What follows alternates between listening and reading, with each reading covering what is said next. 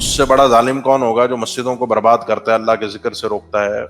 اور اس سے بڑا مومن کون ہوگا جو مسجدوں کو آباد کرتا ہے، مسجد میں اللہ کا ذکر کرنے کے لیے راہیں فراہم کرتا ہے؟ وَإِذَا قَضَىٰ أَمْرًا، اور اللہ وہ ہے جب کسی بھی معاملے کا فیصلہ فرماتا ہے کہ یہ کام ہونا چاہیے تو اس کو نہیں کیا کہتا ہے؟ فَإِنَّمَا يَقُولُ لَهُ، اس کام کے لیے کن، یہ جملہ اللہ ادا کرتا ہے، اور فیکون، اگلے ہی لمحے وہ چیزیں ہو جاتی ہیں جن کا آرڈر ہوتا ہے۔ ایک آدمی جیسا خود ہوتا ہے نا، وہ چاہتا ہے سب ویسے ہی بن جائے۔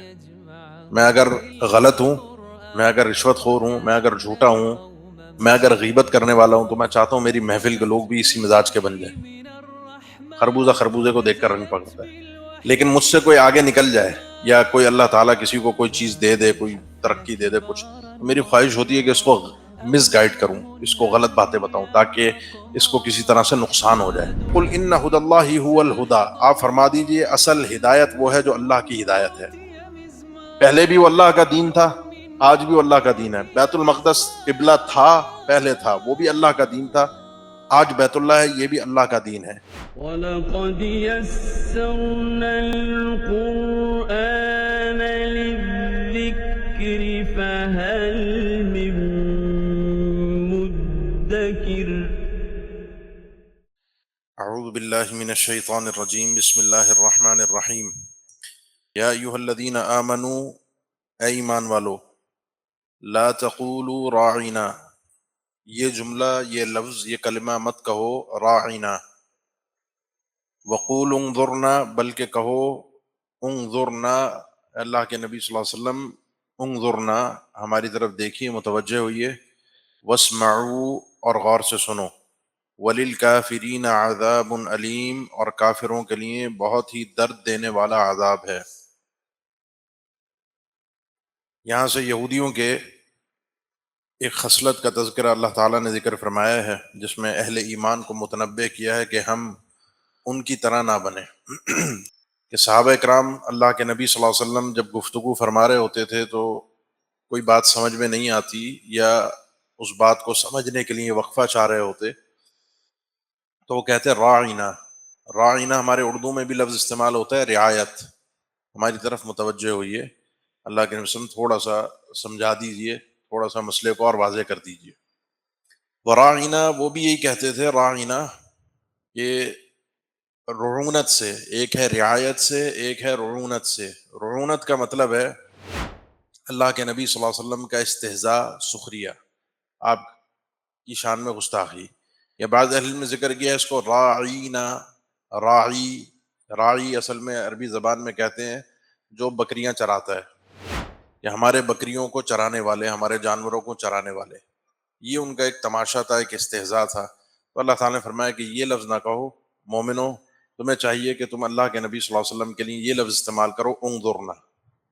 اس لفظ کو کتنا بھی ٹیڑھا کر لیں، کچھ بھی کر لیں، اس میں گستاخی کا پہلو کسی بھی طرح سے نہیں نکل سکتا، تمہارا مطلوب اور مقصود پورا ہو جائے گا۔ تین باتیں سمجھ لیجئے، ایک تو یہ ہے کہ ایمان کا تقاضا یہ ہے کہ انسان ادب کے ساتھ گفتگو کرے۔ مومن باادب ہوتا ہے، بدتمیز، بد اخلاق، بد تہذیب نہیں ہوتا۔ بعض لوگ یہ سمجھتے ہیں کہ جی صاف گو ہونا، زبان کا صاف ہونا، دل کا صاف ہونا، کہ جی جو جس کے منہ پہ آیا کہہ دیا، اور یہ اس کے دل کے صاف ہونے کی نشانی ہے، یہ بات بالکل بھی درست نہیں ہے۔ دوسرے نمبر پہ ایسی چیزیں جو اپنی ذات میں حلال ہوتی ہیں، جو کام اپنی ذات میں حلال ہوتے ہیں لیکن متشابہات ہوتے ہیں، ایسے متشابہات کے جن سے خطرہ ہے کہ انسان کسی حرام کام میں واقع ہو سکتا ہے، تو انسان کو چاہیے ان متشابہات کو بھی چھوڑ دے۔ حالانکہ راعینا مومنوں کا کہنا، یہ لفظ اللہ کے نبی صلی اللہ علیہ وسلم کو، اس میں کوئی گستاخی نہیں تھی، لیکن یہ متشابہ ہو رہا تھا، اس وجہ سے اہل ایمان کو روک دیا گیا، کیونکہ انسان کو ایسا نہ ہو کہ کسی حرام چیز کی طرف لے جائے، گستاخی کی طرف لے جائے۔ تیسرے نمبر پر اہل کفر سے ان کے اسٹائل کو اپنانا، ان کے انداز کو اپنانا، یہ ویسے بھی شریعت میں حرام ہے کہ انسان ان سے متاثر ہو جائے، کسی شخصیت سے متاثر ہو کر اس جیسا بننے کی کوشش کرے۔ تو یہ الفاظ بھی تم ان کی طرح سے اختیار کرنے کی کوشش نہ کرو، بلکہ تمہارا ایک دین اللہ نے تمہیں دیا ہے، تم اس کے حساب سے چلو۔ اس کے بعد آیت نمبر 105، ان آداب کا خیال جو ہے وہ مومن کو رکھنا چاہیے، یہ جو بنی اسرائیل کے، یہودیوں کے حوالے سے، طرز کے حوالے سے اہل اسلام کو یہاں پر اب ڈائریکٹ دیکھیں، پیچھے جتنی بھی گفتگو ہوئی تھی وہ پرانے یہودیوں کی تھی، پیچھے ہم جتنا بھی پڑھ کر آئے وہ سب ان کا تھا جو نبی صلی اللہ علیہ وسلم سے پہلے جو موسیٰ علیہ السلام کے زمانے میں اور اس کے بعد سے چلتے ہوئے ہے، ان کی کارستانیوں کو اللہ تعالیٰ نے ذکر کیا۔ اب تھوڑا سا آپ اسلوب دیکھ رہے ہیں چینج ہو گیا ہے، اب مدینہ کے یہودیوں کا تذکرہ آ رہا ہے۔ اب جو اصل بات ہے جو میں نے ذکر کیا تھا، یہ بہت لمبی ایک تمہید ہے، اصل نقطے پر اب ہم اگلی آیات میں پہنچ رہے ہیں۔ اگلی آیت میں اللہ تعالیٰ نے ذکر فرمایا کہ ما یود الذین کفروا من اہل الکتاب، یہود اہل کتاب میں سے جو کافر ہیں ان کی یہ خواہش نہیں ہے، ما یود الذین، نہیں چاہ رہے۔ ود میں نے پہلے بھی ذکر کیا تھا، ود واو اور دال، یہ عربی میں بڑی گہری دلی محبت اور خواہش کو کہتے ہیں۔ ان کی بڑی دلی خواہش یہ نہیں ہے، یہ نہیں چاہتے، اہل کتاب کے کافر یہ نہیں چاہتے، ولل مشرکین، اور نہ ہی مشرکین جو مدینہ کے ہیں یا مکہ کے ہیں، کیا نہیں چاہتے، ان ینزل علیکم من خیر من ربکم، کہ تم پر نازل کی جائے تمہارے پروردگار کی طرف سے کوئی بھی خیر، من خیرن، کوئی بھی خیر، دین ہو، نصرت ہو، بھلائی ہو، کوئی بھی خیر کی بات ہو، کامیابی ہو، یہ نہیں چاہتے۔ کیوں نہیں چاہتے؟ اگلی دو آیات بات آ رہی ہے، دو آیات کے بعد یہ بات آ رہی ہے، ان کے اندر حسد پایا جاتا ہے۔ حسد انسان اسی وقت کرتا ہے کسی سے جب اپنے سے برتر کسی کو دیکھتا ہے اور سمجھتا ہے کہ مجھ سے آگے ہے، مجھ سے آگے بڑھ رہا ہے، آگے نکل رہا ہے، یہ چیز اس کو مار دیتی ہے۔ یہ چیز ان کو ہضم نہیں ہو رہی کہ یہ بنی اسماعیل میں سے کیوں آ گئے، اور پھر یہ ہدایت مدینہ کے اندر ان عرب والوں کے ہاں، قریش کے ہاں اللہ تعالیٰ نے یہ کیوں نازل کر دی ہے۔ اسی طرح اگر ہمیں بھی، ہمارے ہاں بھی آج کل یہ لبرل حضرات ہیں، خاص طور پر ایک طبقہ قوم پرست طبقہ ہمارے ہاں پایا جاتا ہے، ہمارے معاشرے میں، ہمارے ملک میں، جن کے نزدیک جو ہے وہ اسلام سے پہلے ان کی قومیت ہے۔ بہت سے آپ نعرے سنتے ہیں جو محمد بن قاسم کو لٹیرا کہتے ہیں اور راجہ داہر کو اپنا اصل لیڈر کہتے ہیں، یہ ہمارے اس ملک کے رہنے والے ہیں، جن کے ہاں نمستے کرنا، ایسے ہاتھ جوڑنا سلام کرتے ہوئے ان کی قومی روایت اور ثقافت ہے، اور سلام کرنا، ہاتھ ملانا، یہ غالباً ان کے ہاں تنقید شمار ہوتی ہے۔ تو انسان کو یہ چیزیں غور کرنی چاہیے کہ یہ اگر عرب کے ہاں اللہ کے نبی صلی اللہ علیہ وسلم آ گئے تھے، یعنی محمد رسول اللہ صلی اللہ علیہ وسلم قریش سے تھے، اور پھر وہاں کے لوگ یہاں پر اسلام لے کر آئے، تو قومیت کی بنیاد پر اسلام کو رد کرنا، یا قومیت کی بنیاد پر اسلام کی تنقید کرنا، یا قومیت کی بنیاد پر اپنی ثقافت کو اسلام کے اوپر ترجیح دینا، یہ انسان کے لیے جائز نہیں ہے۔ واللہ یختص برحمتہ من یشاء، اللہ تعالی خاص کرتا ہے اپنی رحمت کے ساتھ جسے چاہے، یہ اللہ کا فضل ہے، وہ جسے چاہے عطا کرتا ہے، اس پہ مجھے اور آپ کو کسی کو اعتراض کرنے کی ضرورت نہیں، ہم سب اللہ کے بندے ہیں۔ واللہ ذو الفضل العظیم، اور اللہ تعالیٰ بہت ہی عظیم فضل کا مالک ہے، وہ جس پر چاہتا ہے جو اپنی رحمتیں اور برکتیں نازل فرما دیتا ہے۔ ما ننسخ من آیت، جو بھی آیت ہم منسوخ کر دیں، منسوخ آپ جانتے ہیں کہ پچھلا آرڈر کینسل ہو گیا، اب جی یہ نیا آرڈر ہے، او ننسیھا، یا ہم اسے بھلا دیں، تو نأتی بخیر منہا، ہم لے آتے ہیں اس آیت سے بہتر آیت، او مثلیھا، یا اس کے جیسی۔ الم تعلم ان اللہ علی کل شیء قدیر، کیا آپ یہ نہیں جانتے کہ اللہ تعالیٰ ہر چیز پر قادر ہے۔ دو باتیں آپ سمجھ لیجئے، پہلا ہے نسخ۔ نسخ جو ہے کسی آرڈر کو، کسی مسئلے کو چینج کر دینا، یہ کہا اب یہ ہو گیا، یہ اللہ تعالیٰ کے احکامات میں رہتا ہے، کیونکہ اگلی آیت جب ہم پڑھ رہے ہیں، اگلی آیت میں کہ اللہ تعالیٰ آسمان اور زمین کا سارا سسٹم اسی کے پاس ہے۔ دو چیزیں ہیں، ایک ہے اللہ تعالیٰ کے وہ احکامات جو پوری کائنات کا سسٹم چلانے کے لیے استعمال ہوتے ہیں، ان میں بھی اللہ تعالیٰ چینجنگ کرتا ہے۔ اب آپ دیکھیں گے کہ قرب قیامت جو نظام برپا ہوگا، جو چیزیں ہوں گی، اب آج انہی احوال کو آپ دیکھ لیجئے، ایسے ایسے علاقے، کل کی بات ہے، مئی کے اس مہینے کے اندر، کل رات کو تھر کے صحرا میں بالکل مٹی پر، ریت پر سفید چادر اولوں کی بچھی ہوئی تھی، مئی کے مہینے میں، تو تصور نہیں ہے، سسٹم چینج ہو گیا نا۔ جو چیز جس وقت کے لیے جہاں بہتر ہے، جس اعتبار سے اللہ تعالیٰ وہ کرتا ہے اس کائنات کے سسٹم میں، اسی طرح شریعت کے سسٹم میں میرے اور آپ کے لیے کیا بہتر ہے، وقت کے حساب سے اللہ تعالیٰ اس چیز کو ڈیسائیڈ کرتا ہے، مجھے اور آپ کو اعتراض کا حق نہیں ہے۔ الم تعلم ان اللہ لہ ملک السماوات والارض، کیا آپ نہیں جانتے کہ اللہ کے لیے ہی آسمان اور زمین کی بادشاہت ہے؟ جس طرح میں نے ابھی ذکر کیا کہ آسمان اور زمین کے سسٹم کو اللہ تعالیٰ چینج کرتا ہے، قرب قیامت مزید چینجنگ آئیں گی۔ تو وما لکم من دون اللہ، تمہارے لیے اللہ کے علاوہ کوئی اور نہیں ہے، من ولی ولا نصیر، نہ ہی کوئی ولی۔ ولی کے معنی بہت سارے ہیں، آپ سنتے ہیں، ولی سے مولا ہے، دوست، مددگار، کارساز، ساتھ دینے والا، بڑا، ولا نصیر، اور نہ ہی کوئی مددگار۔ اللہ کے علاوہ تمہارا کوئی مددگار نہیں ہے۔ اللہ اگر تمہارے خلاف ہو تو تمہارا کوئی حمایتی نہیں ہو سکتا۔ اللہ اگر تمہارے ساتھ ہے، اللہ اگر تمہارا مددگار ہے تو تمہارا کوئی کچھ بگاڑ نہیں سکتا۔ اس لیے ایک مومن جس کو یہ پتا ہو کہ میرا اللہ میرے ساتھ ہے، میرا مددگار ہے، وہ کبھی بھی دل میں کسی اور کا ڈر اور خوف، جو خوف اللہ سے ہونا چاہیے، اس کے دل میں پیدا نہیں ہوتا۔ ایک طبعی خوف ہوتا ہے چیزوں سے، لیکن جو حقیقی ڈر ہوتا ہے وہ کبھی بھی کسی اور چیز کا پیدا نہیں ہو سکتا، کیونکہ اسے پتا ہے کہ میرا پروردگار میرے ساتھ ہے۔ ام تریدون ان تسألوا رسولکم، یہاں پر مسلمانوں کو خطاب ہے۔ میں نے اب ذکر کیا کہ بات چینج ہو گئی ہے، اب یہود مدینہ جو حاضرین یہود ہیں ان سے گفتگو ہو رہی ہے، اور خاص طور پر ان کی طبیعتوں سے، ان کے مزاج سے اور ان کے انداز اور اسلوب سے مسلمانوں کو بتایا جا رہا ہے کہ متاثر نہ ہونا، کیونکہ وہ اہل ثقافت تھے، وہ ذرا بڑے تھے، ان کے پاس دنیا کا رکھ رکھاؤ تھا، تو تم ان کی طرح دین میں بننے کی کوشش نہ کرنا کہ جیسے وہ دیندار لوگ ہیں تو شاید دین پر اسی طریقے سے عمل کیا جانا چاہیے۔ تو کیا تم چاہتے ہو، ام تریدون، اے مسلمانوں کیا تم چاہتے ہو کہ ان تسألوا رسولکم، کہ تم بھی سوال کرو اپنے رسول سے، کما سئل موسیٰ من قبل، جس طرح موسیٰ علیہ السلام سے پہلے سوال کیے گئے۔ کیا تم اپنے رسول سے اسی طرح سوال کرنا چاہتے ہو، موسیٰ علیہ السلام سے جس طرح پہلے سوال کیے گئے؟ اور وہ سوالات کیا ہیں؟ وہ چھٹے پارے میں اللہ تعالیٰ نے ذکر فرمایا ہے کہ تم اپنے فقط سألوا موسیٰ اکبر من ذلک فقالوا ارنا اللہ جہرا، انہوں نے تو یہ سوال یہ کیے تھے کہ بھئی ہم تمہیں سچا اس وقت مانیں گے موسیٰ کہ جب ہم اللہ کو اپنی آنکھوں سے دیکھ لیں گے۔ ان کے سوالات جو ہوتے تھے وہ سمجھنے کے لیے، ایمان لانے کے لیے نہیں ہوتے تھے، وہ زج کرنے کے لیے ہوتے تھے۔ وہ آپ جانتے ہیں سوال کرنے کا اسلوب، آپ اس فن سے مہارت آپ کو اچھی طرح ہے کہ ایک انسان جب کسی کو نیچا دکھانے کے لیے آئے، زج کرنے کے لیے آئے، کسی کو تنگ کرنے کے لیے آئے، جس کو عربی میں تعنت کہتے ہیں، یہ سوالات عام طور پہ بنی اسرائیل کے ہوتے تھے۔ بھئی ہمیں اب من و سلوا نہیں چاہیے، ہمیں اب یہ چاہیے، ہمیں زمین کی سبزیاں چاہیے، ہمیں یہ کر کے دکھایا جائے، ہمیں جو گائے چاہیے وہ جو ذبح کرنی ہے وہ کس کلر کی ہو، کیا کرتی ہو، کیا نہ کرتی ہو، جو آپ سب پیچھے پڑھ کر آئے ہیں، آگے بھی اس کا تذکرہ آئے گا۔ مسلمانوں کو یہ تعلیم ہے کہ تم نے اس قسم کے سوال اپنے نبی سے نہیں کرنے۔ یا ایھا الذین آمنوا لا تسألوا عن اشیاء ان تبد لکم تسؤکم، ادب سوال سکھایا جا رہا ہے، نبی کریم صلی اللہ علیہ وسلم کا ادب، بھیجا کہ فضول سوال نہ کرو۔ ان سوالوں میں ایک سوال یہ بھی ہے کہ جی نسخ کیوں ہوا، چینج کیوں ہوا، بیت المقدس سے بیت اللہ کیوں ہوا، کیا پہلے ہم غلط تھے یا بعد میں غلط ہو گئے، یا پہلے والے انبیاء غلط تھے بعد میں صحیح ہو گیا؟ ان چیزوں کی گہرائی اور حکمتیں تم نہیں جان سکتے۔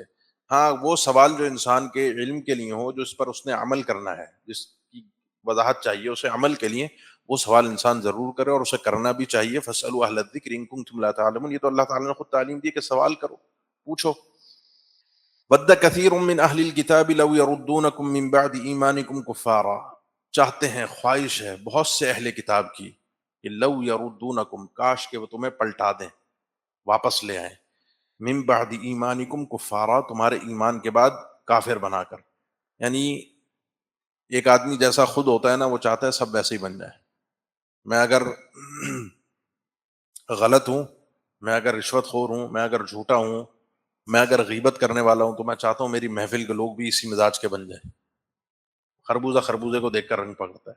لیکن مجھ سے کوئی آگے نکل جائے، یا کوئی اللہ تعالیٰ کسی کو کوئی چیز دے دے، کوئی ترقی دے دے کچھ، تو میری خواہش ہوتی ہے کہ اس کو مس گائیڈ کروں، اس کو غلط باتیں بتاؤں، تاکہ اس کو کسی طرح سے نقصان ہو جائے اور یہ کسی طرح سے جو نعمت اس کو ملی ہے چھن جائے۔ وہ یہ چیز ہے کہ ان کی خواہش یہ ہے کہ کسی طرح تمہیں تمہارے اس ایمان سے نکال بنا دیں۔ تیسرے پارے کے آخر میں بھی ہم پڑھیں گے کہ انہوں نے اس کے لیے ایک سازش بھی کی، وقالت طائفۃ من اہل الکتاب آمنوا بالذی انزل علی الذین آمنوا وجہ النہار واکفروا آخرہ لعلہم یرجعون، کہ دن کے آغاز میں ایمان لاؤ اور دن کے اختتام پر پھر واپس کافر ہو جاؤ۔ یہودیوں نے آپس میں پلاننگ کی، کیوں؟ کیونکہ تم ایمان لاؤ گے اور تم واپس ہو جاؤ گے تو تمہارے اس طرح کرنے سے لوگوں پہ ایک اثر جائے گا کہ جی یہ پڑھے لکھے یہودی تھے، یہ پہلے ایمان لائے اور پھر کافر ہوئے۔ اس کا مطلب یہ ہے کہ ان کو سمجھ میں آ گیا کہ یہ نبی سچا نہیں ہے، جھوٹا ہے، تو تمہارے اس کیریکٹر کی وجہ سے، تمہارے اس دھوکے کی وجہ سے لوگوں پہ ایک اثر جائے گا، اور لوگ کے ذہنوں میں اگر کافر نہ بھی ہوئے تو شکوک اور شبہات تو پیدا ہو ہی جائیں گے نا، کہ یہودی ایسا کر رہے ہیں، پڑھے لکھے لوگ ایسا کر رہے ہیں، اہل کتاب ایسا کر رہے ہیں۔ ایسا کیوں ہے؟ وہ بات میں نے ابھی چند آیات پہلے آپ کو ذکر کی کہ حسدا من عند انفسہم، یہ ان کا حسد ہے اور ان کے اپنے اندر سے ہے، یہ ان کی اپنی جلن ہے، کڑن ہے، ان کو تکلیف ہے کہ اللہ کے نبی صلی اللہ علیہ وسلم کیوں بنی اسماعیل میں سے آئے ہیں۔ اور میں پہلے بھی بات یہ عرض کر چکا ہوں، پھر عرض کر دوں کہ یہ حسد سے کوئی بھی انسان خالی نہیں ہے، اس جلن سے کوئی بھی انسان ایسا نہیں ہے کہ وہ محفوظ ہو، ہر انسان کے اندر یہ حسد اور جلن پائی جاتی ہے۔ کریم باعزت با تربیت آدمی وہ ہوتا ہے جو اس جلن کو، اس اپنی تکلیف کو چھپا کر رکھے، اور کامیاب آدمی وہ ہوتا ہے جو جس سے جلتا ہے اس کی کامیابی کے لیے دعا کر کے اپنے آپ کو اس حسد سے محفوظ کر لیتا ہے۔ باقی تو اس کے مراحل ہیں، انسان جلن میں حسد میں کہاں کہاں پہنچ جاتا ہے، جو میں نے پچھلی کلاس کے آخر میں ذکر کیا، جادو کہ آج کل جو معاملہ ہے ایک دوسرے پر کرنے کا، اس کی ایک بڑی وجہ حسد ہے، جلن میں آ کر ایک دوسرے پہ جادو کر رہے ہوتے ہیں۔ حسدا من عند انفسہم، یہ ان کے حسد کی وجہ سے جو ان کے اپنے نفسوں کی طرف سے، من بعد ما تبین لهم الحق، بعد اس کے کہ ان کے لیے حق واضح ہو گیا۔ کیوں حق واضح ہو گیا؟ کہ ان کو پتہ چل گیا خیر یہاں پر ہے، یہ ہم سے بہتر ہیں اور یہ سچے ہیں، تو اسی بنیاد پر حسد ہوتا ہے۔ جو انسان کسی کو برباد دیکھ رہا ہو، اپنے سے کمتر سمجھ رہا ہو، یا غلط ٹریک پہ غلط راستے پہ جاتا ہوا دیکھ رہا ہو، وہ کہاں کسی سے حسد کرے گا؟ فاعفوا واصفحوا، کیا کرو؟ معاف کر دو اور درگزر کرو۔ معاف کس چیز سے کرو؟ ان کی سازشوں کو بھی چھوڑ دو، معاف کر دو، ان کے دلوں میں جو حسد ہے اس کو بھی چھوڑ دو، ان کی زبان کی جو بکواسیں ہیں راعنا اور اس طرح، اس کو بھی چھوڑ دو، ان کی جو اللہ سے دشمنی کی انہوں نے باتیں کی، قل من کان عدوا لجبریل، چھوڑ دو، واصفحوا اور درگزر کرو۔ یہ کافروں کے متعلق حکم ہے۔ یہ ہوتا ہے کہ جس وقت جس پوزیشن میں آپ ہیں اس حساب سے آپ سٹینڈ لیں، حتیٰ یأتی اللہ بامری، یہاں تک کہ اللہ تعالیٰ اپنا حکم لے کر آ جائے، کوئی نیا حکم اللہ تعالیٰ نازل فرما دے، اس وقت تک تم نے یہی اسٹریٹجی رکھنی ہے، ان سے درگزر کرنا ہے، ان کی طرف متوجہ نہیں ہونا۔ حالات کے حساب سے چلا جاتا ہے۔ پھر ایک وقت یہ آیا کہ جو سورہ توبہ کی آیت ہے، قاتلوا الذین لا یؤمنون باللہ ولا بالیوم الآخر ولا یحرمون ما حرم اللہ ورسولہ ولا یدینون دین الحق، اب ان یہودیوں سے قتال کرو، اب ان سے لڑو۔ جس وقت معافی کا معاملہ ہے اس وقت معاف کر دو، جس وقت لڑنے کا معاملہ ہو اس وقت لڑو۔ اچھا، یہ کافروں کے لیے بھی حکم ہے۔ تو کافروں سے ہٹ کر اگر مسلمانوں کے آپس کے احوال ایسے ہوں کہ جس میں معافی کی گنجائش ہو اور حالات اس چیز کا تقاضا کر رہے ہوں، تو انسان کو آپس کے معاملات کے اندر بھی اس چیز کو اپنانا چاہیے، لیکن اس شرط کے ساتھ کہ وصفحوا، معاملہ صفائی پر ہو۔ اگر آپ کے معاف کرنے سے معاملہ مزید شر کی طرف جا رہا ہے، مزید بگاڑ کی طرف جا رہا ہے، تو پھر انسان کو معافی سے رک جانا چاہیے، کیونکہ اگلا جملہ قابل غور ہے، وصفحوا، یہ صفاحہ یعنی صاف ستھرا معاملہ، میدان کا کلیئر ہونا، ہر چیز کا واضح ہونا، صاف ہونا، یہ بہت ضروری ہے۔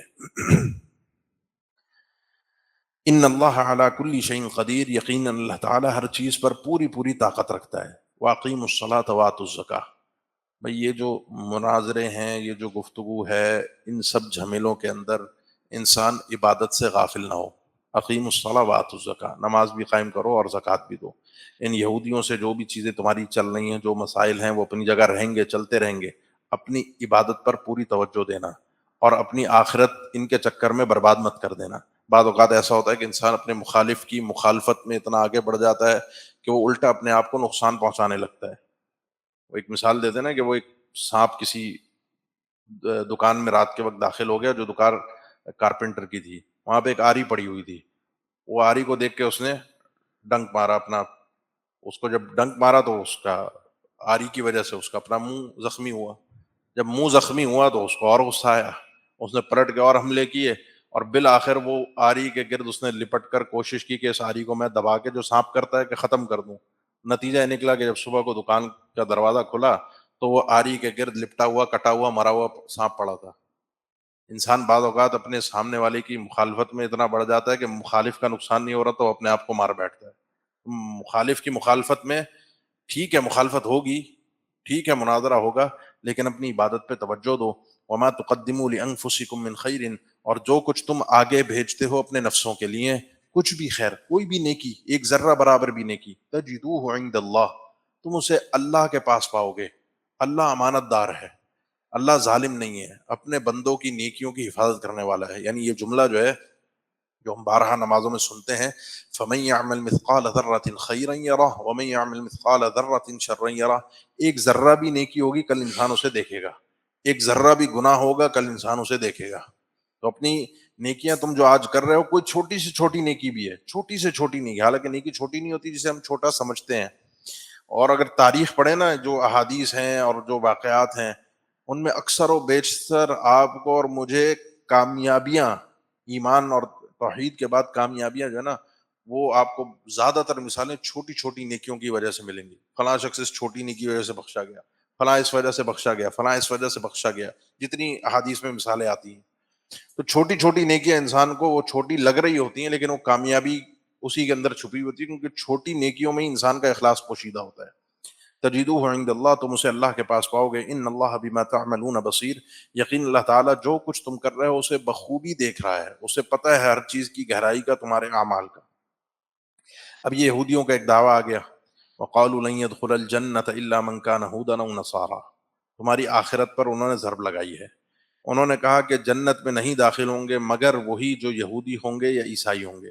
نصرانی آئے، عیسائیوں نے کہا عیسائی جائیں گے، اور یہودیوں نے کہا جنت میں یہودی جائیں گے. اللہ تعالیٰ نے فرمایا تلک امانیہم، یہ تو ان کی خواہشات ہیں، اور خواہشات پر کوئی پابندی نہیں ہوا کرتی. جو خواب دیکھو. ہم مسلمان بھی، ابھی رمضان کی بات ہے، ہماری مسجدوں میں نماز پڑھنے والے ایک ساتھی، بڑے پرانی واقعات ہے، مجھے مل گئے کہیں کسی تقریب میں. اللہ کہ یار آپ مولوی بڑی سختی کرتے ہو، ہم مسلمان جنت میں کیوں نہیں جائیں گے، ہم ہی تو جنت میں جائیں گے. یار اگر میں جنت میں نہیں گیا تو کون جائے گا؟ آپ لوگ کہتے ہو عمل کرو، اللہ سے ڈرو اور یہ سب کچھ. میں نے کہا بھائی یہ تو آپ اپنی مرضی کی زندگی گزارو، یہ ممکن نہیں ہے. فنجعل المسلمین کالمجرمین، کہ کل قیامت کے دن وہ آدمی برابر ہو، ہم نجعل الذین آمنوا وعملوا الصالحات کالمفسدین فی الارض، کہ جو اللہ کی مان کرائے اور جو اپنی مرضی کی چلا کرائے، دونوں کل قیامت کے دن برابر ہو. یہ اللہ کا قانون نہیں ہے. یہ مسلمان ہونے کی بنیاد پر جنت میں جانا، یہ تو خواہش ہے. اس پر تو ہم نے پچھلی کلاس میں بات کی تھی. یہودیوں کا تھا کہ یہودی قبیلہ جنت میں جائے گا، عیسائیوں کا تھا کہ عیسائی قبیلہ جنت میں جائے گا. ہم مسلمانوں کا یہ کہ مسلمان اسلام کی بنیاد پر جنت میں جائیں گے. یقیناً اللہ کی جنت جو آگے قاعدہ بیان ہو رہا ہے اس میں جائیں گے لوگ، لیکن خواہشات پر نہیں جائیں گے، امانی پر نہیں جائیں گے، عمل کی بنیاد پر جائیں گے. مسلمان کے پاس بھی عمل ہوگا تو ہی وہ جنت کا مستحق صحیح معنی میں ٹھہرے گا، اگر نہیں ہوگا تو پھر معاملہ اللہ کے سپرد ہے. قل ہاتوا برہانکم، اللہ نے فرمایا کہ ٹھیک ہے تم نے ایک دعویٰ کیا ہے تو ہاتوا برہانکم، اپنی برہان لے کر آؤ. برہان عام طور پہ اس دلیل کو کہتے ہیں جو آخری دلیل ہوتی ہے مناظرے میں، جو مخالف کو خاموش کر دیتی ہے، جو اپنے مناظر کو، سامنے والے کو چپ کرا دے، اس دلیل کو برہان کہتے ہیں. اپنا کوئی برہان لے کر آؤ، کوئی مضبوط دلیل ٹھوس جو اینڈ ہو. ان کنتم صادقین، اگر تم سچے ہو اس بات پر، اگر تمہارے پاس کوئی دلیل ہے. اب اچھا ہم مسلمان ہیں، اگر ہمارا یہ دعویٰ ہے کہ صرف مسلمان ہونے کی بنیاد پر انسان جنت میں پہنچ جائے گا، عمل نہ بھی کرے، یہ چیز جو ہے وہ قابل قبول نہیں ہے. عمل ضروری ہے، باقی اللہ کے سپرد ہے معاملہ. وقالوا لن يدخل الجنة الا من كان هودا ونصارى تلك امانيهم قل هاتوا برهانكم ان كنتم صادقين. بلا، ایسا نہیں ہے کہ یہودی یہودیت کی بنیاد پہ جنت میں جائیں گے، عیسائی عیسائیت کی بنیاد پہ جنت میں جائیں گے، بلکہ من اسلم وجہہ للہ، جو آدمی بھی اپنے چہرے کو جھکا دیتا ہے اللہ کے سامنے، بس جو اللہ نے کہا اس کے مطابق چل رہا ہے. اللہ نے بیت المقدس سے بیت اللہ بنا دیا، وہ چل رہا ہے. اللہ نے محمد رسول اللہ صلی اللہ علیہ وسلم کو آخری نبی بنا دیا، وہ مان رہا ہے. اس کے دل میں اخلاص ہے. اخلاص کا معنی یہ ہے کہ جیسے اللہ نے کہا ہے میں نے وہ کرنا ہے، اور اللہ کے لیے کرنا ہے. وَهُوَ مُحْسِنٌ، اور اپنے اس کام میں وہ محسن ہے، پوری پختگی کے ساتھ وہ کام کر رہا ہے. وہ پختگی کیا ہے؟ جس طرح اللہ نے بتایا ہے کرنے کا. یہ دو، امام ابن کثیر رحمہ اللہ نے اس آیت کی تفسیر میں ہی لکھا ہے کہ عمل کی قبولیت کی بارگاہ الہی میں جنت میں جانے کی دو شرطیں ہیں. ایک تو اللہ کی مان کر، اللہ کے لیے کر کے، اور اللہ کے بتائے ہوئے طریقے سے کر کے آئے، یعنی اخلاص اور اتباع رسول جس کو کہا جاتا ہے. تو بلا من اسلم وجہہ للہ، جو آدمی اپنے چہرے کو اللہ کے لیے جھکا کے رکھتا ہے، وہ محسن، اس حال میں کہ وہ محسن بھی ہے. محسن کا معنی واضح ہو گیا کہ وہ اللہ کی عبادت اللہ کی مرضی کے مطابق کرنے والا ہے. فَلَهُ أَجْرُهُ عِنْدَ رَبِّهِ، تو اس کا اجر اس کے رب کے پاس پورا پورا ہے. وَلَا خَوْفٌ عَلَيْهِمْ وَلَا هُمْ يَحْزَنُونَ، نہ اس پر کوئی خوف ہوگا اور نہ ہی وہ غم میں ہوں گے. اور خوف اور غم کی بات بار بار پیچھے گزر چکی ہے. اب اس کے بعد پھر یہودی عیسائیوں کا ایک دعویٰ ہے، آپس میں الجھے ہوئے ہیں. یہ تو تھا نا کہ جنت میں ہمارے علاوہ کوئی نہیں جائے گا، یہ تو آپس میں ایک دوسرے کا بیڑا غرق کرنے پہ لگے ہیں۔ وقالت الیہود لیست النصارى علی شیء، یہودیوں نے کہا کہ نصارہ کسی چیز پر نہیں ہے، یہ لفظی ترجمہ ہے، مطلب ان کا دین کچھ بھی نہیں ہے، یہ جھوٹے ہیں۔ وقالت النصارى لیست الیہود علی شیء، نصارہ نے بھی کہا کہ یہودی بھی کسی چیز پر نہیں ہے، یہ جھوٹے اور کذاب ہیں۔ اللہ نے فرمایا وَهُمْ يَتْلُونَ الْكِتَابَ، مصیبت یہ ہے کہ اس حال میں کہ یہ لوگ سب کے سب کتاب کی تلاوت کرتے ہیں۔ کون سی کتاب کی؟ یہودی تورات کی اور نصارہ انجیل کی۔ تورات میں لکھا ہے عیسیٰ علیہ السلام کی بعثت کا، اللہ کے نبی صلی اللہ علیہ وسلم کی بعثت کا۔ انجیل میں موسیٰ علیہ السلام کی صداقت، تورات کی صداقت لکھی ہوئی ہے۔ یہ پڑھنے کے باوجود ایک دوسرے کی مخالفت کرتے ہیں۔ ان کی دیکھا دیکھی کذالک قال الذین لا یعلمون مثل قولہم، اسی طرح ان لوگوں نے بھی یہ باتیں کہیں جن کے پاس علم نہیں تھا، ان کی طرح کے جملے انہوں نے بھی کہے کہ تمہارا دین کچھ نہیں ہے، ہم ہی اصل ہیں۔ اور یہ جن کے پاس علم نہیں تھا، یہ اصطلاح قرآن مجید میں عام طور پہ یہود و نصارہ کے مقابلے میں جب استعمال ہوتی ہے، اس سے مراد مشرکین ہوتے ہیں، عام عرب کے مشرکین جو ابراہیم علیہ السلام کے دین سے چلے تھے اور اس کے بعد وہ گمراہ ہو گئے اور حد درجے شرک پر پہنچ گئے تھے۔ اللہ تعالیٰ نے فرمایا فاللہ یحکم بینہم یوم القیامہ، اللہ تعالیٰ قیامت کے دن کے درمیان فیصلے فرمائے گا۔ تم اللہ کے نبی صلی اللہ علیہ وسلم کے قبلے کی مخالفت کر رہے ہو، آگے بات آئے گی، تو اللہ کے نبی صلی اللہ علیہ وسلم کے قبلے کی مخالفت چھوڑو، تم اپنے ایک دوسرے کے قبلے کے موافق نہیں ہو، تم تو اپنے ایک دوسرے کے دین کو پورا پورا رد کرنے والے ہو اور ایک دوسرے کے قبلے کو بھی قبول نہیں کرتے، آگے انشاءاللہ بات آئے گی۔ تو اللہ تعالیٰ تمہارے درمیان فیصلہ فرمائے گا قیامت کے دن ان چیزوں میں جن میں یہ لوگ اختلاف کرتے تھے، اور فیصلے کے بعد جزا اور سزا کا تعین ہوگا۔ یہ خالی فیصلہ نہیں ہوگا ہاں یہ درست ہے یہ غلط ہے، اس کے بعد فیصلوں کے بعد اس کے بعد جو انجام ہے وہ سامنے ہوگا۔ وَمَنْ أَظْلَمُ مِمَّنْ مَنَعَ مَسَاجِدَ اللَّهِ أَنْ يُذْكَرَ فِيهَا اسْمُهُ، اس سے بڑا ظالم کون ہوگا جو روکتا ہے اللہ کی مساجد سے کہ أَنْ يُذْكَرَ فِيهَا اسْمُهُ، کہ اس میں ذکر کیا جائے ان مساجد میں اللہ کا نام، وَسَعَى فِي خَرَابِهَا، اور وہ کوشش کرتا ہے ان مساجد کو خراب کرنے کی، برباد کرنے کی۔ اس آیت کو اب الٹ بھی سمجھ لیجئے، جس کو مفہوم مخالف کہتے ہیں۔ اس سے بڑا ظالم کون ہوگا جو مسجدوں کو برباد کرتا ہے، اللہ کے ذکر سے روکتا ہے، اور اس سے بڑا مومن کون ہوگا جو مسجدوں کو آباد کرتا ہے، مسجد میں اللہ کا ذکر کرنے کے لیے راہیں فراہم کرتا ہے۔ انما یعمر مساجد اللہ من آمن باللہ والیوم الآخر، سورۃ توبہ میں ہے، اللہ کی مسجدوں کو آباد کرنے والے تو مومن ہوتے ہیں۔ نمبر ایک۔ نمبر دو، اللہ کی مساجد سے روکنا، اللہ کے گھروں سے روکنا، یہ اللہ کے گھر ہیں، یہاں صرف اللہ کی عبادت ہوگی۔ ان یذکر فیہا اسمہ، ان مساجد میں اللہ کے نام کے ساتھ اس کا ذکر ہوگا۔ اس میں علم نے یہ بھی لکھا ہے کہ اللہ کا ذکر جو ہے وہ اللہ کے نام کے ساتھ ہوتا ہے، خالی یہ ہو ضمیر جو اہل تصوف کے ہاں ہے، اللہ وہ کہتے ہیں سب سے افضل ذکر وہ ہے جو ہو کی ضرب دل پر لگے، ہو کر کے جو ضربیں دل پر لگائی جاتی ہیں، اللہ کا نام لے کر اللہ کا ذکر کیا جائے۔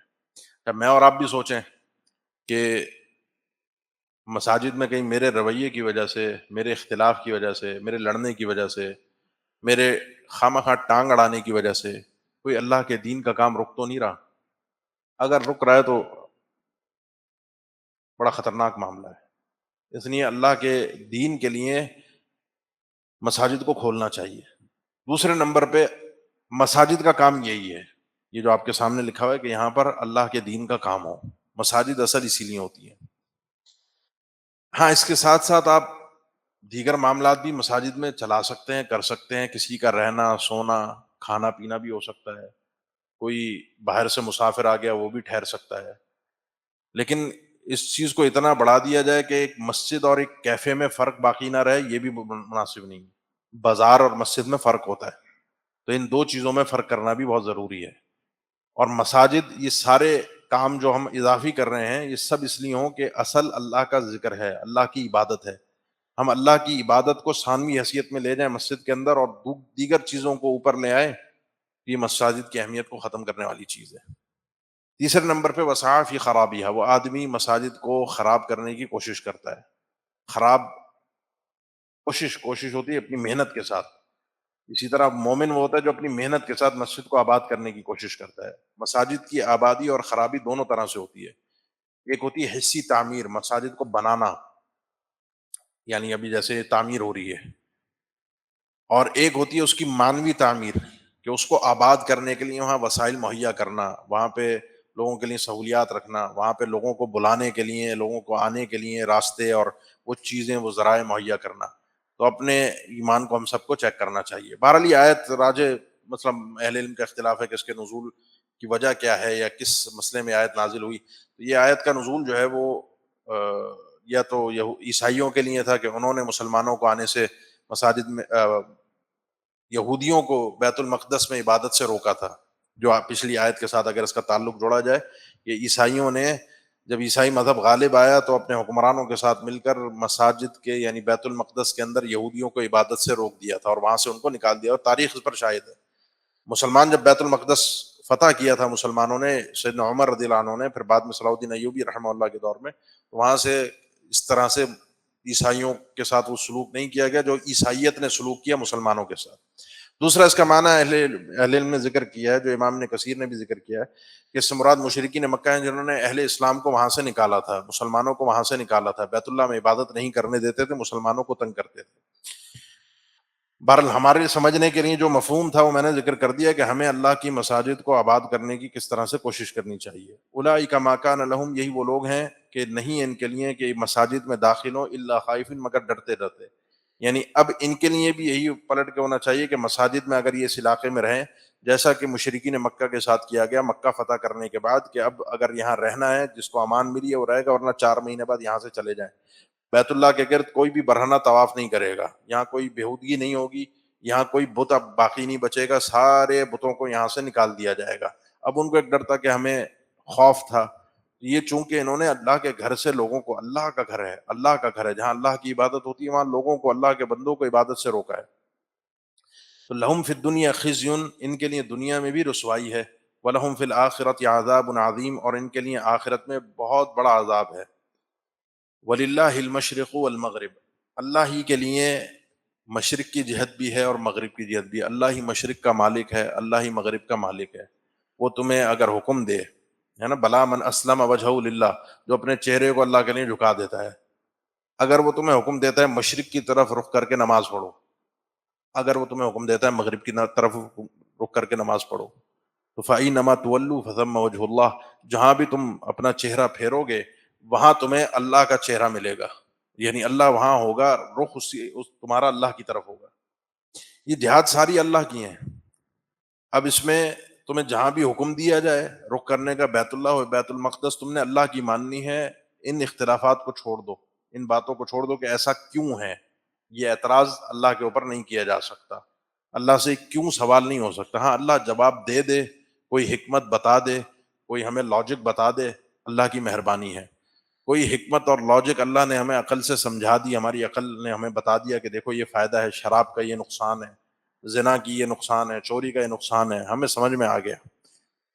کچھ چیزوں کی حکمت سمجھ میں نہیں آئی، بتائی بھی نہیں گئی. اللہ کا حکم ہے بلا من اسلم وجہہ للہ، تو اللہ کا حکم ہے. اور یہی یہ ایک جو موقع آتا ہے نا کہ جہاں پر انسان کو لاجک سمجھ نہیں آ رہی ہوتی، یہیں پر انسان کا اصل اسلام نکل کے سامنے آتا ہے. یہ وہ امتحان کی کڑی ہوتی ہے جہاں بہت سارے لوگوں کے پیر پھسل جاتے ہیں. اسی طریقے سے بعض علم نے ذکر کیا کہ اس آیت کے نزول کا ایک مقصد یہ بھی ہے کہ سفر کے لیے آیت نازل ہوئی کہ سفر میں انسان کی قبلے کی جہت متعین نہیں ہے. نوافل کے لیے اللہ کے نبی صلی اللہ علیہ وسلم اپنی سواری پر بھی نوافل ادا کیا کرتے تھے. سواری کا رخ ابتداً قبلہ رخ کیا، نوافل کا آغاز کیا، پھر جس جہت میں سواری نے جانا ہے، جو سفر کی جہت ہے، اس پر چلتے گئے اور سواری پر بیٹھے بیٹھے ہی نوافل ادا کرتے گئے. لیکن اللہ کے نبی صلی اللہ علیہ وسلم فرض نماز سواری سے اتر کر قبلہ رخ ہو کر پڑھا کرتے تھے. سفر یعنی یہ ایک الگ مسائل ہیں انشاءاللہ، جو آگے اپنے مقام پر جب آئیں گے قبلے کے مسائل میں تو انشاءاللہ وہاں پر ہم اس کو تفصیل کے ساتھ پھر ذکر کریں گے. تو کوشش کیجیے اللہ کی اس آیت پر عمل ہو. ابھی ویسے ہم جو ہمارا قبلہ ہے ہمارا تو ویسٹ میں ہے، مغرب کی جانب ہے یہاں سے کراچی سے. تو ویسے کبھی سفر پہ نکلیں تو نماز گاڑی کے اندر آپ اپنی سواری پہ جس طرح میسر ہو، رکوع سجدے کی جگہ ہو، جتنی ہو نہ ہو، اللہ کے نبی صلی اللہ علیہ وسلم بھی پڑھتے تھے، کبھی انسان اللہ کے نبی صلی اللہ علیہ وسلم کی سنت پہ عمل کرے اور نوافل جو ہے وہ اپنی سواری پر ادا کرے. یہ سنت پر عمل بھی ہوگا اور اللہ کی اس آیت کو سمجھنے میں بھی آسانی ہوگی. ان اللہ واسع علیم، یقین اللہ تعالیٰ بہت ہی وسیع ہے. یہ واسع اہل علم کہتے ہیں یہ اللہ کا وہ نام ہے جو اللہ کی ہر صفت کے ساتھ، ہر نام کے ساتھ جڑ سکتا ہے، کہ اللہ تعالیٰ ہر اعتبار سے وسیع ہے. علیم اور خوب جاننے والا ہے۔ وقالوا اتخذ اللہ ولدا سبحانہ، ان کا کہنا یہ ہے کہ اللہ تعالیٰ نے اپنا بیٹا بنایا ہے، اللہ کا بیٹا ہے، عیسیٰ علیہ السلام اللہ کے بیٹے ہیں، یہ عیسائیوں کا کہنا ہے۔ سبحانہ، اللہ اس عیب سے پاک ہے۔ بل لہ ما فی السماوات والارض، بلکہ اللہ ہی کی ملکیت ہے جو کچھ آسمان و زمین میں، سب اس کی ملکیت ہے۔ کل لہ قانتون، ہر چیز اس کی مطیع اور فرما بردار ہے، تو اس کی اولاد کیسے ہو سکتی ہے؟ کیسے ہو سکتی ہے؟ بدیع السماوات والارض، وہ اللہ وہ ہے جو آسمان اور زمین کا بدیع ہے۔ بدیع کا معنی وہ ہوتا ہے کہ ایسے، یہ اللہ کے نام ہے نا، الخالق، الخلاق، المصور، بدیع، یہ سارے نام ہیں جو اللہ کے پیدا کرنے پر دلالت کرتے ہیں کہ اللہ نے چیزوں کو پیدا کیا ہے، خلقت کی ہے۔ لیکن ان سب معنی کے اندر تھوڑا تھوڑا سا فرق ہے۔ بدیع کا معنی یہ ہے کہ چیزوں کو پیدا کرنے والا، لیکن ایسا پیدا کرنے والا کہ جن کی پہلے کوئی ایگزامپل نہ ہو، کوئی ماڈل نہ ہو، کوئی سیمپل موجود نہ ہو، نئی چیز ایک ایجاد میں آئے، نئی چیز ایک وجود میں آئے۔ اللہ کا بیٹا ہے، کیوں ہے عیسائیوں کے نزدیک؟ کیونکہ ان کے والد نہیں ہیں، عیسیٰ علیہ السلام کے والد نہیں ہیں۔ اب بھائی آدم علیہ السلام، اسی لیے اللہ تعالیٰ نے تیسرے پارے میں ذکر فرمایا نا کہ ان مثل عیسیٰ عند اللہ کمثل آدم، عیسیٰ علیہ السلام کی مثال اللہ کے ہاں ایسے ہے جیسے آدم علیہ السلام۔ آدم علیہ السلام کے والد تھے، والدہ تھیں، وہ بھی بدیع تھا نا، وہ ان کی جو خلقت تھی وہ اللہ کی وہ صفت تھی جو بدیع ہے۔ اللہ نے ایک ایسا انسان پیدا کیا کہ جس سے پہلے کوئی اس کی ایگزامپل موجود نہیں تھی، کوئی ماڈل موجود نہیں تھا۔ تو عیسیٰ علیہ السلام بھی ایک ایسے انسان ہے واحد جن کی کوئی ایگزامپل نہ پہلے تھی نہ بعد میں ہے، کہ صرف ماں سے، صرف عورت سے ایک انسان کو پیدا کیا جس میں مرد کا کوئی تعلق ہی نہیں۔ آدم علیہ السلام کو دونوں کے بغیر پیدا کیا ہے، عیسیٰ علیہ السلام کو صرف ماں سے پیدا کیا بغیر باپ کے۔ تو ان کا الہ ہونا کیسے ہو گیا؟ اللہ نے تو پوری آسمان و زمین ہی ایسی بنا دی ہے، تو اگر ایسی کوئی نئی چیز ہو گئی ہے، انہونی ہو گئی ہے، تو یہ اللہ کا معجزہ ہے، یہ تھوڑی ہے کہ اللہ کی اولاد ہے۔ وَإِذَا قَضَىٰ أَمْرًا، اور اللہ وہ ہے جب کسی بھی معاملے کا فیصلہ فرماتا ہے کہ یہ کام ہونا چاہیے تو اس کو نہیں کیا کہتا ہے؟ فَإِنَّمَا يَقُولُ لَهُ، اس کام کے لیے کن، یہ جملہ اللہ ادا کرتا ہے، اور فیکون، اگلے ہی لمحے وہ چیزیں ہو جاتی ہیں جن کا آرڈر ہوتا ہے، کیونکہ ان کا ہونا یہ اللہ تعالیٰ کا حکم ہوتا ہے۔ وقال الذین لا يعلمون، اور ان لوگوں نے بھی کہا کہ جن کے پاس علم نہیں تھا، لولا یکلمنا اللہ او تأتینا آیہ، کہ اللہ تعالیٰ ہم سے کلام کیوں نہیں کرتا یا ہمارے پاس کوئی نشانی کیوں نہیں آتی۔ لا یعلمون سے وہی مشرکین مکہ مراد ہے۔ اور ابھی آپ پیچھے پڑھ کر آئے ہیں کہ مسلمانوں کو بھی نصیحت کی گئی تھی کہ ایسے سوالات مت کرنا جیسے سوالات موسیٰ علیہ السلام سے یہودیوں نے کیے تھے، فضول کے بیکار سوالات، زج کرنے والے سوالات۔ مشرکین کے بھی یہ سوالات تھے۔ مشرکین کو یہ تھا کہ اگر اللہ سچا ہے، آپ سچے ہیں، آپ اللہ کی طرف سے ہیں، یہ تفصیلات تو قرآن مجید میں 90 پارے میں بھی بیان ہوئی ہیں۔ 8ویں پارے میں سورہ انعام میں اللہ تعالیٰ نے اس کو ذکر فرمایا کہ لن نؤمن حتی نؤتی مثل ما اوتی رسول اللہ، ہم اس وقت تک ایمان نہیں لائیں گے جب تک ہمیں وہ نشانیاں نہ دکھائی جائیں ساری جو اللہ نے سارے رسولوں کو دی۔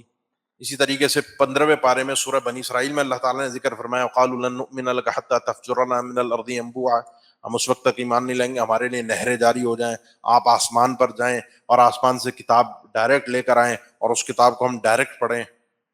یہ سوالات ان کے کیوں تھے؟ تاکہ ہم ایمان لے آئیں، اس لیے نہیں تھے۔ ان کا دعویٰ تھا کہ ہم اس وقت ایمان لائیں گے جب آپ یہ نشانیاں دکھائیں گے۔ اللہ نے فرمایا کہ اس سے بڑی بڑی نشانیاں اللہ پہلے ہی دکھا چکا ہے۔ ایمان جس نے لانا ہوتا ہے اس کے لیے چھوٹی نشانی بھی کافی ہوتی ہے۔ اللہ کے احکامات پر بیکار کے بیجا کے اعتراضات کر کے ایمان لانے کے لیے فضول باتیں نہیں کی جاتی۔ جس نے ایمان لانا ہوتا ہے اس کے لیے سنوریہم آیاتنا فی الآفاق وفی انفسہم حتی یتبین لہم انہ الحق، اللہ نے بڑی نشانیاں رکھی ہیں ایمان والوں کے لیے جس کو ایمان لانا ہوتا ہے۔ جس نے نہیں لانا ہوتا وہ اسی طرح کے اعتراضات کر کے اپنے آپ کو اور اپنی آخرت کو برباد کرتا ہے۔ کذالک قال الذین من قبلہم مثل قولہم، اسی طرح کی بات ان سے پہلے لوگوں نے کہی تھی، بالکل اسی طرح کی بات جنہوں نے کہا نا اللہ ہم سے کلام کیوں نہیں کرتا، ان سے پہلے لوگ یہودیوں نے کہا تھا ارین اللہ جہرہ، ہم تو اللہ کو ڈائریکٹ اپنی آنکھوں کے سامنے دیکھنا چاہتے ہیں۔ تشابہت قلوبہم، ان کے دل آپس میں متشابہ ایک جیسے ہیں، جو انسان کے دل میں ہوتا ہے نا وہ زبان پہ آتا ہے۔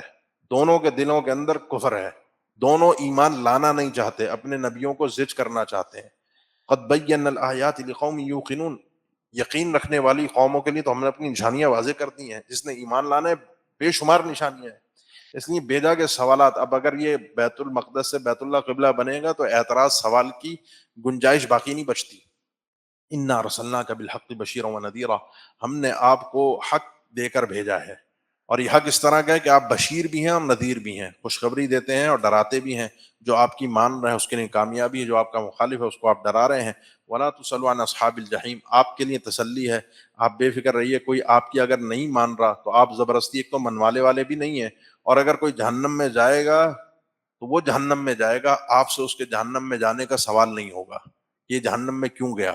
آپ نے اپنا کام کیا ہے، آپ نے دین پہنچایا ہے، اس کا دین کا سمجھنا، اللہ نے اس کو صلاحیت دی تھی، عقل دی تھی، اختیار دیا تھا، اس کو سمجھنا چاہیے تھا۔ وَلَن تَرْضَ عَنْكَ الْيَهُودُ وَلَا النَّصَارَى حَتَّى تَتَّبِعَ مِلَّتَهُمْ، کبھی بھی یہ یہودی عیسائی آپ سے خوش نہیں ہوں گے، راضی نہیں ہوں گے، کب تک آپ ان کی مانتے ہوئے آئیں۔ چلو ایک مان لی، دوسری مان لی، تیسری مان لی، چوتھی مان لی، کہ چلو کچھ تو ان کو اپنے قریب کر لیں۔ ہوتا ہے نا آہستہ آہستہ ان کی طرح بننا ہو، ان کی طرح رہو، ان کی طرح آہستہ آہستہ۔ حتیٰ تتبع ملتہم، یہ اینڈ میں جب تک آپ ان کی ملت کے پیروکار نہیں بن جائیں گے جب تک یہ آپ سے خوش نہیں ہوں گے۔ یعنی یہ بیت المقدس، بیت اللہ قبلہ کا رونا یہ ایک فضول ہے ان کا۔ آپ بیت المقدس ہی قبلہ رکھیں تو کیا یہ راضی ہو جائیں گے آپ سے؟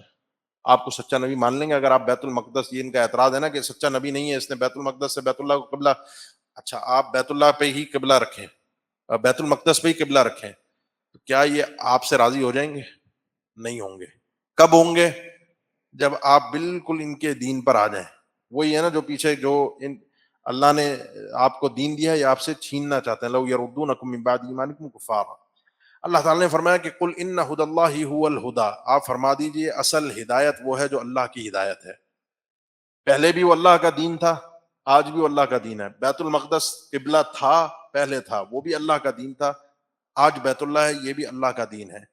ہدایت اللہ کی ہوتی ہے، میری اور آپ کی خواہشات کی نہیں ہوتی۔ وَلَئِنِ اتَّبَعْتَ أَهْوَاءَهُمْ، خطاب تو نبی کریم صلی اللہ علیہ وسلم کو ہے۔ وہ عربی میں بھی یہ اسلوب ہے، اردو میں بھی ہم اس کو کہتے ہیں، جس کو کہتے ہیں ہم کہنا بیٹی کو سنانا بہو کو، یہ ایک محاورہ بولا جاتا ہے۔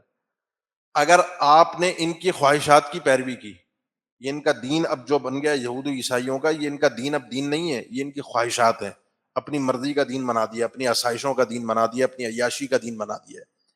اگر آپ نے ان کی خواہشات کے پیچھے چل پڑے، نمبر ایک۔ نمبر دو، بعد الذی جاءک من العلم، اس کے بعد جو آپ کے پاس علم آ گیا ہے، علم کے بعد گمراہی، ما لک من اللہ من ولی ولا نصیر، تو آپ کا کوئی بھی نہیں ہوگا اللہ کے مقابلے میں، کوئی ولی اور مددگار، اللہ سے آپ کو بچانے والا کوئی نہیں ہوگا۔ میں نے کہا خطاب نبی کریم صلی اللہ علیہ وسلم کو ہے، سنانا مجھے اور آپ کو ہے کہ اگر یہ وحدت ادیان اور یہ سب کچھ مل جل کر بیت ابراہیمی اور سارے جتنی آپ کوششیں کر لیں، جب تک اسلام سے مرتد نہیں ہوگے جب تک یہ آپ سے خوش نہیں ہوں گے۔ جتنا ان کو ملانا چاہو، جتنا ساتھ بٹھانا چاہو، کوئی اس سے فرق نہیں پڑنے والا۔ اور آپ کو اگر علم ہے اس چیز کا، علم کے بعد اگر گمراہی آتی ہے، علم کے بعد اگر انسان اس ٹریک پہ چلتا ہے، وہ زیادہ خطرناک ہے۔ ایک انسان جہالت میں چلا گیا تو چلو کہیں نہ کہیں اس کو، میں نے پہلے بھی ذکر کیا تھا، جہالت کے سے بچاؤ کے لیے کہیں نہ کہیں کچھ نہ کچھ کبھی نہ کبھی گنجائش بن سکتی ہے، وہ اللہ کے بتائے ہوئے قواعد اور ضوابط ہیں، وہ اللہ بہتر جانتا ہے۔ لیکن علم کے بعد گمراہی یہ انسان کو برباد کر دیتی ہے۔ الذین آتیناہم الکتاب، بس یہ آخری آیت ہے، الذین آتیناہم الکتاب، وہ لوگ جن کو ہم نے یہ کتاب دی تھی، تورات، یتلونہ حق تلاوتہ، یہ اس کی تلاوت کرتے ہیں جس طرح تلاوت کرنے کا حق ہے۔ یہ پیچھے بھی چند آیات پیچھے ہم نے پڑھا نا کہ یہ کتاب کی تلاوت کرتے ہیں اور پھر کہتے ہیں کہ عیسائی یہودیوں کے بارے میں کہتے ہیں غلط ہیں، اور یہودی عیسائیوں کے متعلق کہتے ہیں غلط ہے۔ دونوں ایک دوسرے کی تکفیر کر رہے ہیں، دونوں ایک دوسرے کو غلط کہہ رہے ہیں، اور دونوں اپنے آپ کو جنت۔ اللہ نے فرمایا ٹھیک ہے، ایک دوسرے کی مخالفت، ایک دوسرے کو غلط کہنا، ایک دوسرے کو جنت سے باہر نکالنا دلیل ہے تو ٹھیک ہے، برہان اللہ کی طرف سے۔ اگر نہیں ہے تو یہ بات غلط ہے۔ تم نے کتاب کی تلاوت کی ہے، اور ان میں یہودیوں میں ایسے بھی سچے لوگ بھی ہیں، سارے بدبخت نہیں ہیں، اچھے چند ہیں کہ جن کو ہم نے کتاب دی، وہ اس کی تلاوت کرتے ہیں جس طرح اس کی تلاوت کرنے کا حق ہے۔ یہی لوگ ہیں جو ایمان لاتے ہیں اس پر، اولئک یؤمنون بہ، یہی لوگ اس پر، کس پر؟ کتاب پر، یا پھر اللہ کے نبی صلی اللہ علیہ وسلم پر، کہ جو تورات کو، انجیل کو صحیح معنی میں جنہوں نے پڑھا ہے، عبداللہ ابن سلام تھے اور دیگر یہودی تھے، 9 کے قریب نام اہل علم نے ذکر کیے ہیں، وہ اس کتاب کو پڑھ کے صحیح معنی میں سچا ایمان لے آئے نبی کریم صلی اللہ علیہ وسلم پہ۔ وَمَن يَكْفُرْ بِهِ، اور جس نے کفر کیا اس کتاب کا، نبی کریم صلی اللہ علیہ وسلم کا کتاب کو پڑھنے کے بعد، فَأُولَٰئِكَ هُمُ الْخَاسِرُونَ، یہ لوگ برباد ہو گئے، خسارے میں ہو گئے۔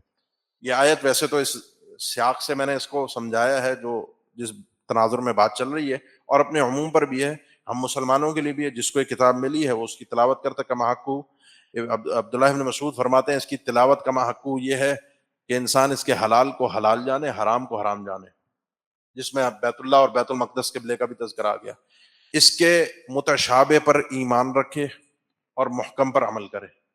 جو بات سمجھ میں نہیں آ رہی، آمنا وصدقنا، ہم نے سنا، ہم نے مان لیا، ہم نے تصدیق کی، اور اس پر عمل کرنا، خاص طور پر کتاب پر، یہ اس کی کما حقو تلاوت ہے۔ باقی اس کی تفاصیل آپ بیان ہوتی رہتی ہیں، سنتے رہتے ہیں اس آیت کو خاص طور پہ۔ یہاں پر ہم اپنے سبق کا اختتام کرتے ہیں۔ جو کسی بھی انداز پہ زندگی گزارتا ہے پورا، عام طور پہ مرتے وقت اس کی کیفیت وہی ہوتی ہے، اور وَمَن مَاتَ عَلَىٰ شَيْءٍ یُبْعَثُ عَلَیہِ، جو شخص جس کیفیت پہ مرتا ہے اسی انداز میں کل قیامت کے دن اٹھتا ہے۔ اور اللہ جس بندے سے محبت کرتا ہے، اللہ کے نبی صلی اللہ علیہ وسلم کی زندگی بھی اگر آپ دیکھیں تو آپ کو یہ چیز نظر آئے گی کہ کوئی بھی چیز نبی کریم صلی اللہ علیہ وسلم کے قریب نہیں ہو سکی دنیا کے اندر، یعنی کوئی ایسے انسان کو، کوئی ایسی شخصیت کو کہ جو آپ کے دل کے قریب ہو رہا ہو، اللہ تعالیٰ نے دنیا میں رہنے نہیں دیے۔